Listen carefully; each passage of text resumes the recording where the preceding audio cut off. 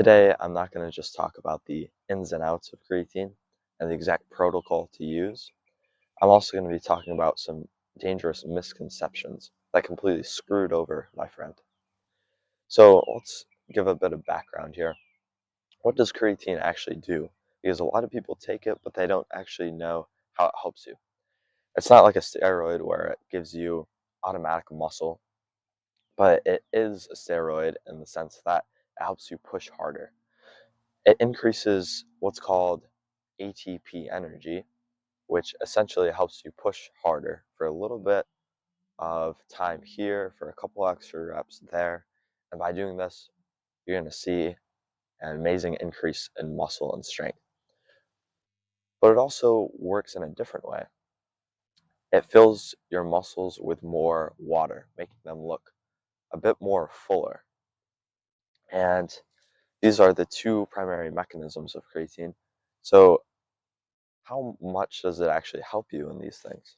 For strength, over a 2 to 3 month period, you will see about a 5 to 15% increase in strength.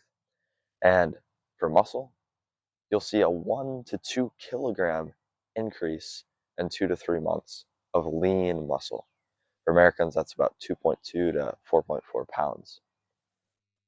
Just from taking creatine, just from every day taking a 40-cent serving of creatine. So it sounds super amazing, but there are also some drawbacks that you have to consider.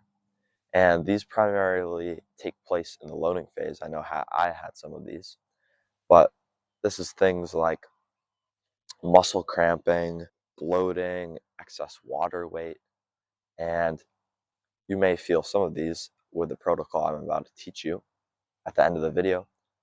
But the good news is they're not permanent.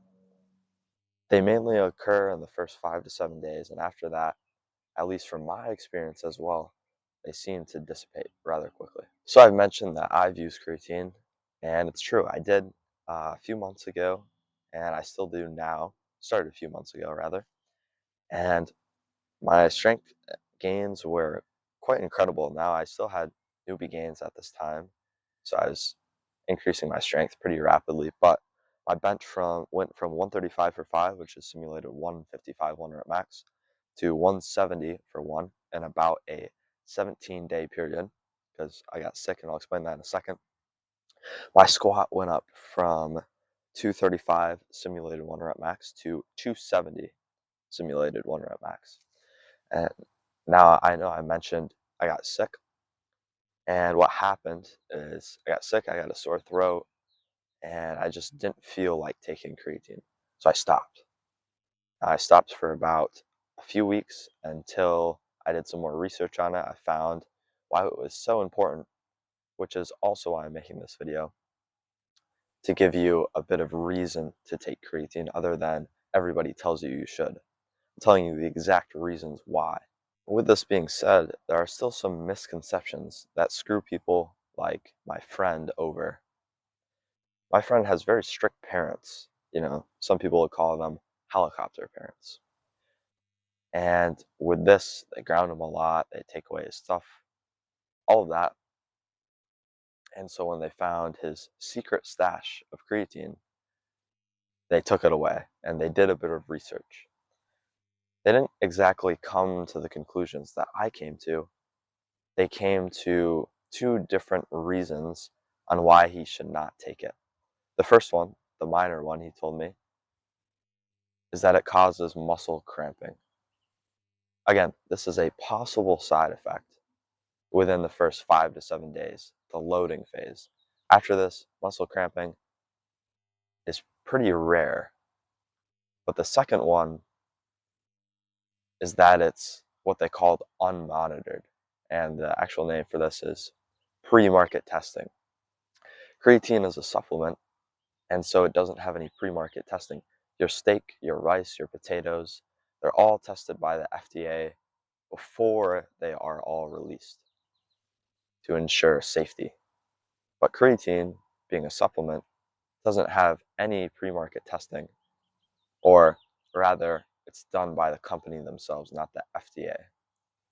And so they said, there's no pre-market testing, you don't know what's in here, you could be messed up. You could get sick. Maybe you get salmonella. I don't know. But you know what else has no pre-market testing? Every single vitamin ever. Your vitamin C, your vitamin D, protein powder, any supplement you can ever think of. And you think as parents take vitamins? Because about 60% of Americans do. And this is why it's so important to clear up these misconceptions. Because of this, you got screwed over.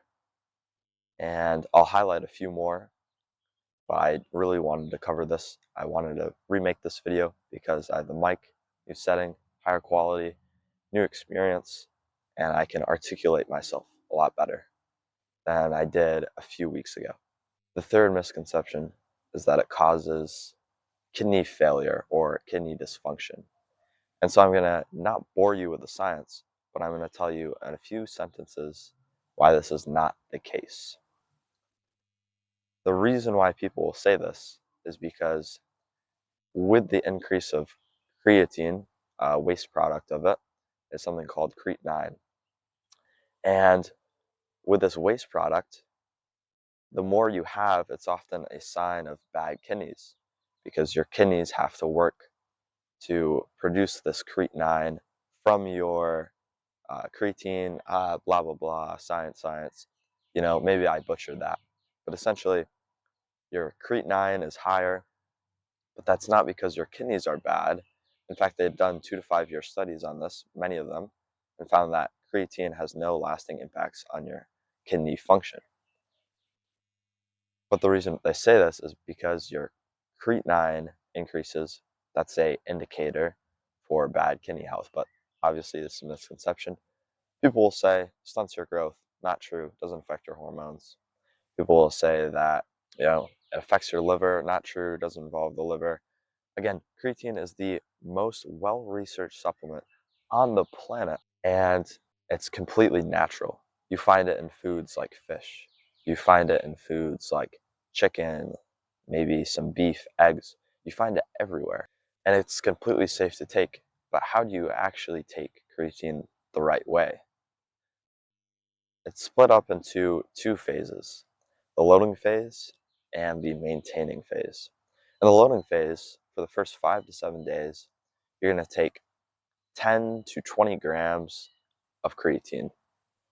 If your creatine powder has a little serving size, a little serving cup like mine does, then you're going to want to take about 4 scoops of this every single day for the first 5 to 7 days. And this is going to increase your creatine stash. And by doing this, you're going to speed up the process a lot more than if you just took 5 grams a day normally. And after this 5 to 7 day period, you're going to go into the maintaining phase, where you're going to take just 5 grams a day for the rest of your life, essentially, or the rest of the next few years, or however long you want to take it. The good news is that creatine is extremely cheap. It's only about 40 cents per serving, meaning that over a year you'll spend 150 bucks a day for, in a 2 to 3 month period, a 5 to 15% increase in strength, 1 to 2 kilogram increase in muscle mass, and almost no side effects at all. So this is a wonderful supplement. Everybody should be taking creatine. It's free muscle. And hot take, the government should replace the fluoride in the water with creatine. Thank you for watching. I'm trying to hit 100 subscribers before the start of the summer. So if you enjoyed this video, it would really help me out a lot. So please hit that subscribe button. Thank you for watching.